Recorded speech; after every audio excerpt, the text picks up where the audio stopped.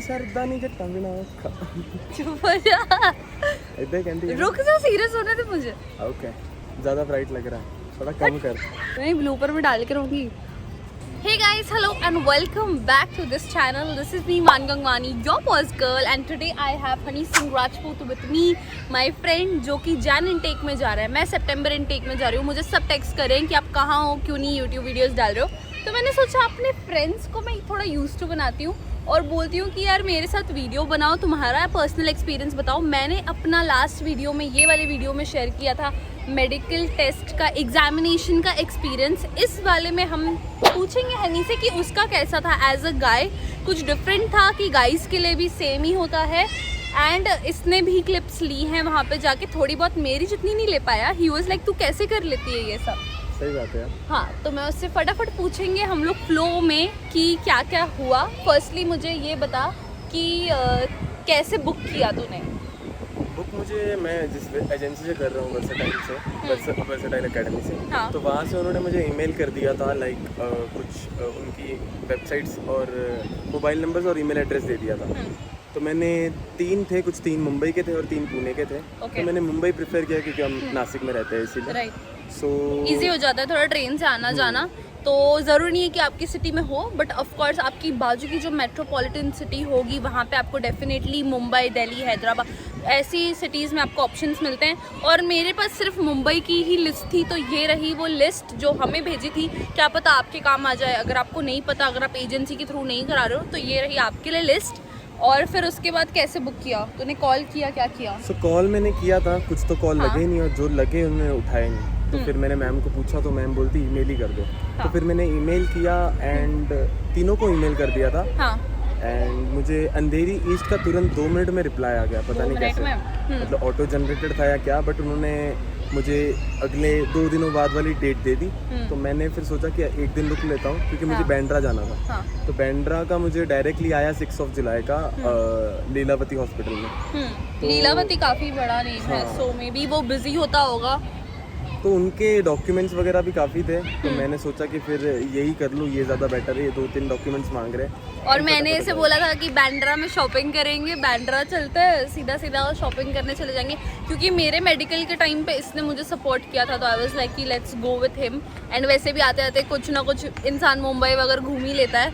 तो हमने हमारे मेडिकल टेस्ट को काफ़ी एक दूसरे की कंपनी से एनलाइटन कर दिया था। अगर आपके पास भी फ्रेंड्स हैं और दूसरे सिटी में जा रहे हो, तो ऐसे कंपनी में जाओ, दिन अच्छे से हो जाता है। बट ये है, अगर आपके साथ कोई जा रहा है, जैसे वो भी मेरे इसमें आया था, तो 3 आवर्स मेरे टेस्ट में लगे थे। और हनी से हम पूछेंगे कि एग्जैक्टली उसको भी कितना टाइम लगा था। राइट, जल्दी हो गया था, लाइक 2.2 घंटे में हो गया था इन शॉर्ट। मतलब जल्दी हो गया था काफ़ी, बट वेट कराया था उन्होंने। स्टेप बाय स्टेप मेरे हुए थे, जो उन्होंने टेस्ट ली थी उसके लिए। बट हाँ, बीच में काफ़ी वेट कराया था। चलने के लिए दिख रहे हैं। हाँ, हम लोग ट्रैवल कर करके बहुत ज़्यादा मुरझा गए हैं। एंड हम लोग कहाँ पे आए? हनी तो कहाँ पे अपना दे रहा है? मैं फ्लोरल डेक प्लाजा के इधर दे रहा हूँ, अंधेरी ईस्ट, जो कि ICICI बैंक के सामने है। ओके, 4th फ्लोर पे उसका ये है। ओके। एंड तुझे अपॉइंटमेंट कितने टाइम में मिल गया था? मुझे अपॉइंटमेंट इसकी तुरंत ही मिल गई थी, अंधेरी ईस्ट की। हाँ, मतलब मैंने जस्ट ईमेल किया एंड तुरंत रिप्लाई आ गया। और तूने 1-2 जगह और किया था, राइट? हाँ, एक नरीमन पॉइंट पे किया था और एक बैंड्रा में किया था। बैंड्रा की मुझे 6 जुलाई की आई थी और ये मुझे तुरंत 21 जून की आ गई। तो मैंने ये जल्दी कर दिया। सजेशन ये रहेगा कि जितना जल्दी हो सके कर दो, क्योंकि फिर वीज़ा जल्दी फाइल कर सकते हैं। और जल्दी हमें बता कि एग्जैक्टली क्या क्या तू डॉक्यूमेंट्स कैरी कर रहा है। मेल में क्या क्या बताया था और तू एडिशनल क्या क्या कर रहा है? मेल में मुझे उन्होंने मांगा था ये अपना सर्टिफिकेट मांगा था, इसका कोविड का, और फिर Aadhaar card, PAN card and passport की दोनों साइड की कॉपीज। और उन्होंने एडिशनली अपना ऑफर लेटर कॉलेज की तरफ से अगर आया है तो वो मांगा था। एडिशनली मैंने बस फिर और 2 इसकी कॉपीज कैरी कर ली है, और तो बाकी कुछ नहीं। और सेफर साइड के लिए आप अपना ईमेल भी प्रिंट कर सकते हो, क्योंकि मैंने किया था और मुझे जब उन्होंने पूछा सामने जाते हुए, तो इसका देखते हैं अभी क्या है। क्योंकि डॉक्यूमेंट्स वो लोग, आई थिंक आधार वगैरह भी लिखा था कि नहीं मेल पे? आधार मेल पे लिखा नहीं था, फिर भी मैंने कैरी कर लिया आधार और pan. So always carry. I think इसने भी 2 कॉपीज कैरी की है, क्योंकि फालतू में फिर से जाना पड़ेगा। और टाइमिंग क्या है तेरी? मेरी 12:30 PM 12:30 and he is running late and still recording for you guys. And student है तुम तो फिर ऑफर लेटर ले लो। अगर स्पाउस वीज़ा या कोई और वीज़ा पे जा रहे हो तो डिफरेंट कोई प्रूफ चाहिए कि वो मेडिकल वालों को अपन दिखा सके। और मेडिकल सिर्फ स्टूडेंट्स का नहीं है, आई थिंक विजिटर्स, कितने सारे ओल्ड एज, बहुत सबका सारे ही होता लोग दिखते हैं जो जॉब के लिए जा रहे होते हैं, work permit, study permit, visitor, बहुत सबको मेडिकल कराना होता है। एंड ऑनेस्टली यूट्यूब पे मैंने बहुत सर्च किया था, आपकी तरह अगर आप भी ढूंढ रहे हो मेडिकल का वीडियो तो हमने भी बहुत सर्च किया था, क्योंकि पता ही नहीं होता है मेडिकल में एग्जैक्टली होता क्या है। पहले बहुत बिग डील लगती है बट ट्रस्ट में बहुत स्मूथली हो जाता है। You just have to book, pay and धीरे धीरे वो प्रोसेस करते जाते हैं। कोविड का सर्टिफिकेट दोनों डोज बहुत ज़रूरी है, बहुत ज़रूरी है। पासपोर्ट ओरिजिनल भी और कॉपी भी, वो भी दिया था। एंड बाकी आधार मेरे कार्ड टाइम पे मुझे याद है गाइज, मेरा सेकंड डोज था नहीं, और तो अच्छा हुआ मेरे कोई रीज़न से मैंने जो पहली डेट बुक की थी वो कैंसिल कर दी और फिर मैं सेकंड टाइम गई, क्योंकि अगर मैं जाती भी तो भी तब कंपल्शन था कि अगर आपके पास नहीं है तो आपको आपका कंसिडर नहीं किया जाएगा, तब तक आपको प्रूफ नहीं मिलेगा जब तक आप कोविशील्ड या फिर जो भी है आपका सेकेंड डोज कंप्लीट होना चाहिए। एंड अंदर जाके एग्जैक्टली सीक्वेंस वाइज क्या क्या टेस्ट होते गए तेरे साथ? सीक्वेंस वाइज जैसे मैंने एंट्री की तो मैंने पूछा, मैं 15 मिनट पहले चला गया था और मैंने वहाँ जाके देखा कि काफ़ी लोग मेरे से भी पहले आए थे। सो उन्होंने पहले प्रूफ मांगा ईमेल का कि तुम्हें ईमेल जो आया वो दिखा दो। ईमेल पे डेट वगैरह लिखी थी तो वो दिखा दिया मैंने। एंड उसके बाद उन्होंने एक फॉर्म दिया, वो फिल करने, नाम, उसमें बेसिकली नाम, पासपोर्ट नंबर, ये सब लिखना था। वो सब लिखने के बाद उन्होंने बोला कि डॉक्यूमेंट्स दिखा दो, वही आधार कार्ड, पैन कार्ड, बाकी सारे डॉक्यूमेंट्स। वो दिखाने के बाद उन्होंने फ़ीस बोल दी, जो कि फ़ीस मेरी थी 4,410 रुपीज़। ओके। एंड टैटू वगैरह पूछ रहे थे कि टैटू वगैरह तो नहीं है बॉडी पे, तो मेरे लकीली कोई टैटू नहीं है अभी तक। सो कितना ले रहे थे उनसे? तो टैटू के एक्स्ट्रा वो 1800 चार्ज कर रहे थे। मुझे लगे इसके चलते मुझे लगेगा ये बकवास टैटू के 1800 रुपये लगे, तो अगर आप लकी हुए तो आपके नहीं लगेंगे उसमें।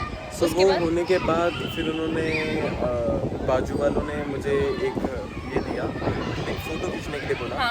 पीछे खड़ा होकर एक फ़ोटो ले ली एंड फिर अंदर वेटिंग लिस्ट में। और इसकी बहुत फनी फ़ोटो है ये, क्योंकि ये बहुत वो कैमराज इतने अलग अलग एंगल्स में रखते हैं ना कि थोड़ा अच्छे से मुंह बनाना, जैसे इसको रिग्रेट हुआ है वैसे आपको नहीं होना चाहिए। कोई नहीं, इतनी कोई काम तो आती नहीं है बाद में। हाँ राइट। सो उसके बाद वेट किया एंड वेट करने के बाद उन्होंने मुझे ब्लड टेस्ट के लिए बुलाया। तुरंत ब्लड ले लिया एंड यूरिन टेस्ट था वो हुआ। एंड वो होने के बाद फिर एक फॉर्म फिल करना था, हाइट, वेट, वो सारी चीज़ें लिखनी थी। वो लिखने के बाद BMI आपका चेक होता है, हाइट वेट भी चेक किया। फिर वो लेने के बाद फिर हाइट तो उनसे मेरी मापी नहीं गई, क्योंकि मैं ही इतना हाइटेड था, वो इतनी सी थी। एंड वो फिर मुझे पूछने लग गई कि तुम्हारी हाइट कितनी है, तो मैंने बोला 5'11" है। देख लो कितना अनप्रोफेशनल है, छोटी सी लड़की को रखा है वहाँ पे टेस्ट करने के लिए। फिर वो बोलती चलो ठीक है। फिर वो उस सेंटीमीटर में मैंने उसको बता दिया कि 180 पॉइंट समथिंग है, तो उसने लिख दिया। एंड फिर फॉर्म फिल करने के बाद मैं वेट कर रहा था। ये लोग बीच बीच में फॉर्म्स देते रहते हैं फिलअप करने के लिए कुछ ना कुछ। और फिर उसके बाद आई चेकअप हुआ मेरा। आई चेकअप भी आई चेकअप कैसे हुआ, मतलब क्या करवाया उन्होंने? आई चेकअप में उन्होंने जैसे अपन कोई चश्मा बनाने जाते हैं, ठीक है, तो फिर वो वहाँ दूर ABCD लिखा रहता है, बड़ा, छोटा और फिर सबसे छोटे लेटर्स में, तो वो चेक कराया। चारों 360 डिग्री में आके चेक की, रोटेट करके कि किधर कोई फॉल्ट तो नहीं है। तुम्हारी नज़र कितनी है वो चेक कर ली। एंड बाकी बस नॉर्मल चेकअप करके आएगा। मुझे ऐसे करवाया था, एक आंख बंद करवा के। वही वैसे ही कराया था। एक आंख बंद करवा के, जैसे आपकी एक्चुअल आई की पोटेंशियल पता चले कि आपको कितना दिखता है कितना नहीं दिखता है। एंड ऑनेस्टली अगर आपको चश्मा वगैरह भी आपको नहीं भी दिखता है तो they are just going to write down the real facts, और उसमें कुछ आपका फ़र्क नहीं पड़ता। अगर आपकी आई साइट थोड़ी सी वीक भी है तो क्या फ़र्क पड़ता है। उसके बाद क्या हुआ? सो आई चेकअप के बाद मुझे काफ़ी टाइम वेट कराया, लाइक हाफ एन आवर मैं वेट करता ही रहा। एंड फिर मेरा नंबर आया और उसके बाद एक्सरे हुए। तो अंदर गया मैं, बस शर्ट वर्ट उतार के एक्सरे करना था। एक्सरे कैसा था? नीचे वाली मशीन थी कि नहीं, स्टैंडिंग वाली थी, खड़ा था मैं और सर रख के एक जगह पे। एंड वो एक प्लेट सी रहती है कांच की, वहाँ पे जॉइंट हो जाना। एंड वो सांस लेने बोलते कि सांस लो, सांस सपोज ये है तो आपको आई थिंक ऐसे जाके जस्ट स्टिक होना पड़ता है सो दैट आपका स्कैन कर पाए। तो एक्सरे हो गए। हाँ। फिर एक्सरे के बाद मैं 2-5 मिनट वेट किया मैंने। हाँ। एंड फिर तुरंत मेरा फुल बॉडी चेकअप के लिए मुझे अंदर बुला लिया डॉक्टर ने। हाँ। तो डॉक्टर ने फिर पहले वैसे क्या इंट्रोडक्शन वगैरह क्वेश्चंस दिया। पूछते हैं लड़कों को? इंट्रोडक्शन वगैरह दिया, फिर हाँ। मेरा मांगा इंट्रोडक्शन। हाँ। वो सब होने के बाद इंट्रोडक्शन इन द सेंस कहाँ से हो, क्या नाम है, डेट ऑफ बर्थ क्या है। एंड फिर उसके बाद बहुत फ्लो में उसने क्वेश्चंस पूछे मुझे। उनको रटे हुए होते हैं क्योंकि वो लोग पूरा दिन बैठ के वही करते हैं फटाफट। मोस्ट प्रोबेबली ट्राई करो कि एकदम कॉन्शियस रहो एंड फटाफट जवाब दे दो उसके। हाँ। और जो भी है जवाब सही, मतलब ऑलमोस्ट नो ही बोलना, कोई भी Like बीमारी नहीं है, पूछेंगे, यही हाँ। कहना। और सारी बीमारियों के बारे में पूछेंगे, पास्ट हिस्ट्री के बारे में पूछेंगे, और अगर आप गर्ल हो तो मुझे ये भी पूछा था, पीरियड्स रेगुलरिटी ये सब कुछ आपको नॉर्मल बताना है कि आपका बैलेंस्ड है, भले ही आपको कुछ हो नहीं हो, बट रिपोर्ट्स आपकी क्लीन क्लियर आनी चाहिए कि you are fit enough to travel as a student और ऑन वर्क परमिट और वट एवर। और सारी बीमारियाँ, स्कार्स वगैरह के बारे में भी पूछते हैं फिर ना। उन्होंने पहले ब्लड प्रेशर चेक किया, ब्लड प्रेशर। हाँ। एंड वो चेक करने के बाद नॉर्मल, फिर उन्होंने बोला कि कोई स्कार वगैरह तो नहीं है बॉडी पे, हाँ। अगर होगा तो दिखा दो। तो मेरे तो कोई था नहीं। हाँ। सो बस वहाँ पे भी बस शर्ट उतार के वही चेकअप करना था उनको। एंड ऑलमोस्ट डन हो गया था। एंड उन्होंने बोला था कि फिर तुम्हारा जो रिपोर्ट्स हैं एम्बेसी को डायरेक्टली चले जाएंगे। ओके। तो वहाँ से मैं बाहर आ गया और कुछ 2-2.5 घंटे ही हुए थे। फिर इसका तो भी जल्दी हो गया था,